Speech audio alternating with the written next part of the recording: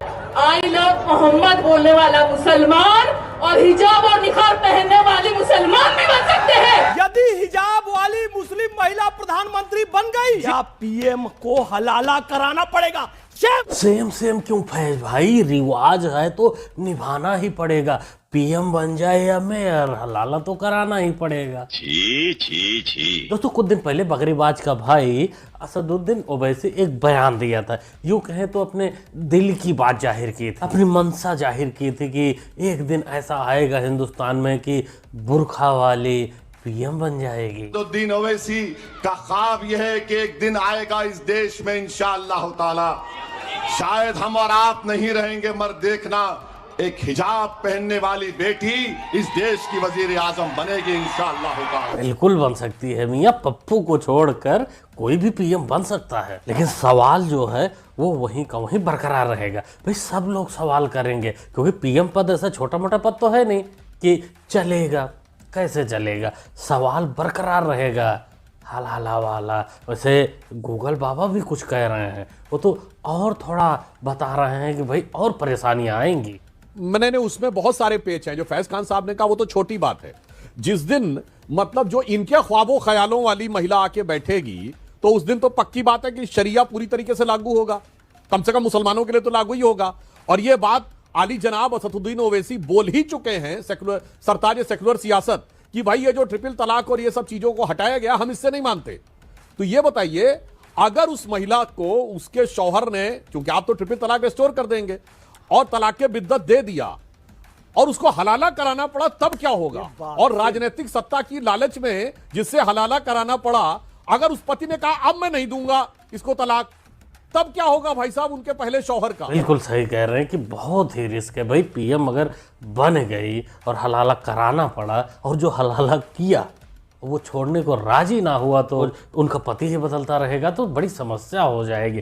कागज में लिखने में बहुत समस्या हो जाएगी, रोज पुस्तकों में बदलना पड़ेगा, काफ़ी दिक्कत हो जाएगी। और एक दिक्कत तो इससे भी बढ़ के होगी, चंदू जी रोड पर निकल पड़े और हलाला पर आरक्षण मांगने लगे, तब क्या होगा? तब तो ये जो भीम मीम का भाईचारा चल रहा है ये भी सत्यानाश हो जाएगा। इसीलिए समाजवादी पार्टी यानी अखिलेश की पार्टी जो है वो साफ है भाई कि बुर्खा वाली पीएम नहीं बनेगी, पीएम तो यही बनेंगे। अभी आपने कहा अमीर जी कि क्या किसी हिजाब वाली महिला के लिए 2029 में वो प्रधानमंत्री बनेंगी? जी नहीं, 2029 में हिजाब वाली महिला नहीं, जिसके सर पर लाल टोपी होगी वो इस देश का प्रधानमंत्री बनेगा। क्या? जिसके सर पे लाल टोपी है वो इस देश का प्रधानमंत्री बनेगा। ख्वाब अच्छा है मियां लाल टोपी को पीएम बनाने का, लेकिन उससे पहले 27 में सीएम तो बना लो। बाकी इनके बाद से तो भाई साफ हो गया कि ये बुर्खा का विरोध कर रहे हैं, यानी बुर्खा वाली पीएम ना बने ये चाहते हैं। तो इससे तो एक बात साफ हो गया कि मुस्लिम जो भी वोटर इनके लिए हैं, इनकी नज़र में वो सिर्फ दरी बिछाने वाले हैं, सुबह सुबह झाड़ू लगाने वाले हैं। मतलब ओवैसी के ख्वाबों ख्यालों में ये लोग रोड़ा बन रहे हैं। आप लोग कमेंट सेक्शन में पूछते रहते हैं कि अपना इनकम कैसे बढ़ाएं, तो मुझे एक जेन्युइन ऐप मिल गया है जिससे आप लीगल वे में पैसे कमा सकते हैं। मार्केट वुल्फ जो एक सेबी रजिस्टर्ड ऐप है जो इंडिया में काफी तेजी के साथ बढ़ रहा है। कल मैं आपको दिखाता हूं कि इस ऐप को यूज कैसे करते हैं। मैंने यहाँ लॉगिन कर लिया और फॉलो ट्रेंड पर क्लिक किया। इसमें आपको रियल टाइम में वो ट्रेड्स दिखते हैं जिसमें लोगों ने प्रॉफिट बनाया और आप यहाँ प्रॉफिटेबल ट्रेड्स एक टाइप में ट्रेड कर सकते हो। यहाँ देखिए मैंने बस क्लिक किया और ट्रेड चालू हो गया मेरा। यहाँ आप काफी छोटे अमाउंट में भी ट्रेड कर सकते हो, जहां दूसरे ऐप को इससे 3 गुना पैसा चाहिए होता है। और जिनको लगता है कि बड़ा नुकसान हो जाएगा वो क्या करे, तो उनके लिए भी एक सोल्यूशन है, इनबिल्ट स्टॉप लॉस फीचर। मतलब जैसे ही लॉस एक लेवल तक पहुंचता है वो खुद स्टॉप लगा देता है ताकि आपको ज्यादा नुकसान ना हो। देखिए कैसे यहाँ प्रॉफिट ट्रेड के हिसाब से मूव कर रहा था। मैंने स्टॉप ट्रेड क्लिक किया और बस 1306 रुपए का प्रॉफिट बुक हो गया इतने कम समय में। मार्केट वुल्फ आपको फ्री रिकमेंडेशन भी देता है जिसके जरिए लोगों ने दिसंबर में एक दिन में 8,606 रुपए, जून में 70,000, जुलाई में 59,000 और अक्टूबर में 58,000 का प्रॉफिट बुक किया। और इस प्रॉफिट पर मार्केट वुल्फ का कोई कमीशन भी नहीं लगता। आप इस फैसिलिटी को सिर्फ 99 के लाइफ टाइम फीस के साथ यूज कर सकते हैं, सुबह 9 बजे से रात 12 बजे तक। मार्केट वुल्फ ऐप के 20 लाख से भी ज्यादा डाउनलोड्स हैं और इससे लोग अपना फाइनेंशियल फ्यूचर सिक्योर कर रहे हैं। लिंक डिस्क्रिप्शन में दिया है और कमेंट में भी पिन कर दिया गया है। गो एंड टिंग टिंग आपके लिए एक फेस्टिवल ऑफर है। QR कोड स्कैन करो, UPI पिन डालो और 10,000 रूपए आपके बैंक अकाउंट में। पिन डालूंगा तो पैसा खट से आएगा नहीं, झट से कट जाएगा। मैं मूर्ख नहीं हूँ। तालियां। UPI कहता है UPI पिन पैसे भेजने के लिए होता है, पाने के लिए नहीं। इस बात को याद रखें और कहें मैं मूर्ख नहीं।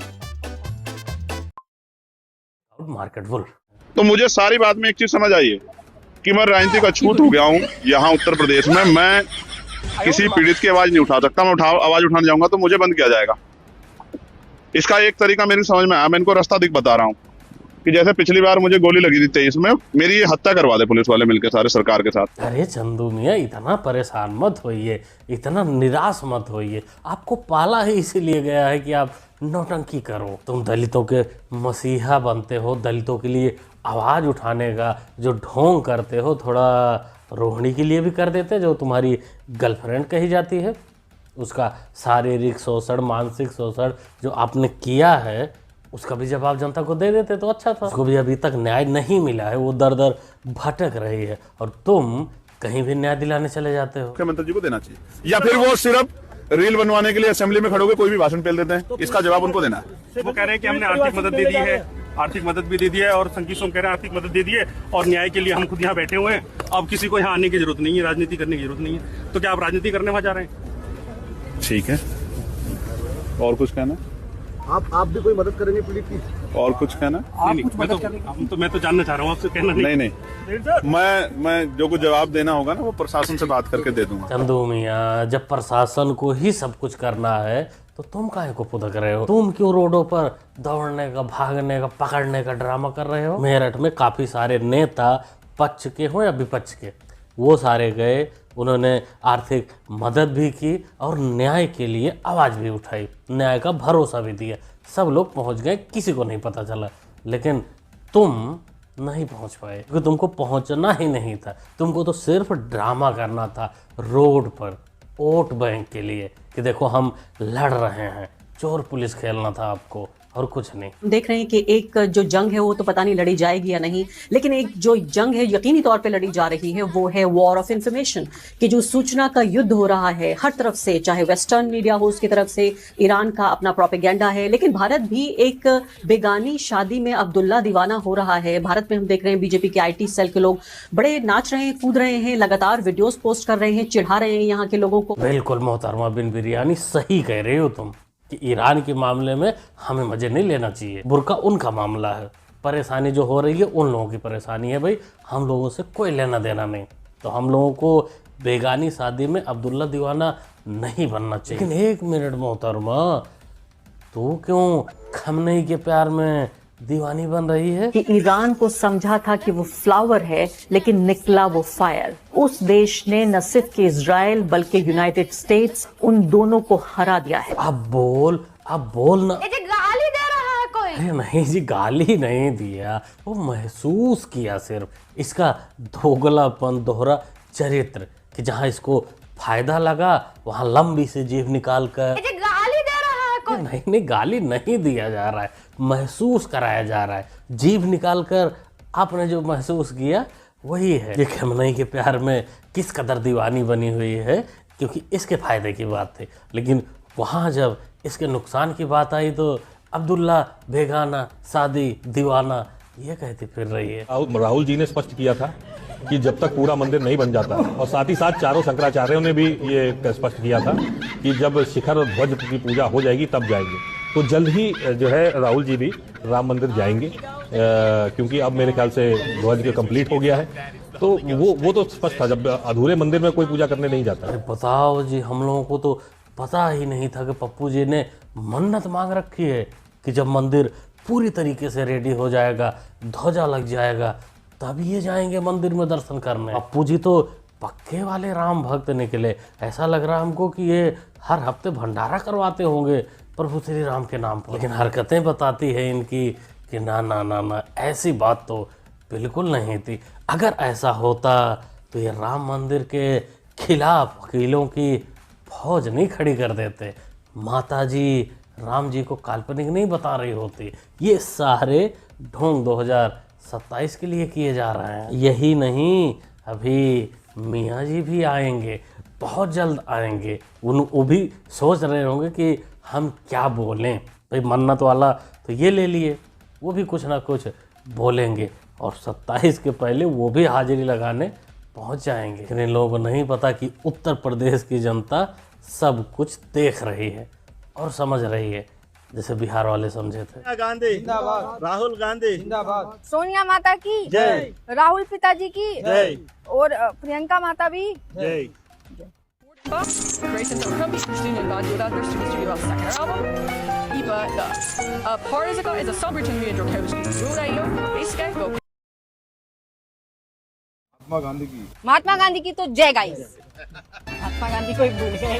अरे यार कैसी बात कर रहे हो आप लोग, मेन आदमी को भूल गए। चमचों की हालत देखकर तरस आती है। ये किस हद तक गुलाम हो चुके हैं। ये गांधी परिवार के लिए कुछ भी करने को तैयार रहते हैं, किसी को भी बाप बना सकते हैं, लेकिन गांधी परिवार के लिए नहीं, पप्पू फैमिली के लिए। क्योंकि पप्पू फैमिली तो गांधी परिवार को अपना परिवार मानती ही नहीं, उनको अपने परिवार का हिस्सा ही नहीं मानती। खत्म करूं, महात्मा गांधी जी मेरे परिवार के नहीं थे, लेकिन मेरे परिवार जैसे ही हैं और इस पूरे देश की यही भावना है सर। सर इस पूरे देश की यही भावना है। ये मराठी के नाम पे आप हिंदू भाइयों को, हिंदू समाज को उनको बांटना है। हिंदुओं के बीच में फूट डाल के इनका जो अब्बा पाकिस्तान में बैठा है ना, उसको इन लोग को खुश करना है। इसलिए उबाटा हो, मचाद हो, उनको मतदान, उनको वोट, मतलब पाकिस्तान में बैठे हुए अब्बा को वोट, कितना आप समझ लेना चाहिए। राणे साहब भी अजीब है। ये बांस को छीलते भी नहीं, ये सीधा बगैर छिला हुआ गांव में घुसा देते हैं। ये गाली दे रहा है कोई। अरे मोहतरमा, गांव की बात हो रही है, गांव, विलेज, गांव की बात हो रही है कि नहीं। कल 16 जनवरी को मुंबई महाराष्ट्र नगर पालिका चुनाव का रिजल्ट आने वाला है। अब की बार आपने देखा ही होगा कि दोनों ठाकरे ब्रदर्स साथ में आ गए हैं मराठी और हिंदी के लिए। ये काफ़ी सारी चीज़ें हैं, आप लोगों ने देखा ही होगा। दोनों साथ में आ गए हैं, जो कहा करते थे कि हम कभी साथ में नहीं आएंगे, लेकिन इनको साथ में रखना चाहती है जनता कि नहीं रखना चाहती है मुंबई की जनता, ये आपको 16 तारीख को शाम तक पता चल जाएगा। इनकी औकात जनता किस प्रकार नापी है वो देखने को मिलेगा। मैं वीडियो लेकर उस पर आऊँगा। इस वीडियो के बारे में आप लोग क्या सोचते हैं, क्या कहना चाहते हैं, बुर्खा वाली पीएम पर क्या कहना चाहते हैं, अपना ओपिनियन कमेंट बॉक्स में जरूर शेयर करिएगा। मुन्ना भाई